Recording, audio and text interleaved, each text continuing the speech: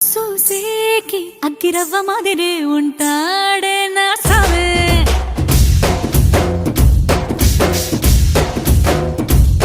మెత్తాని పత్తి పువ్వుల మరి సంట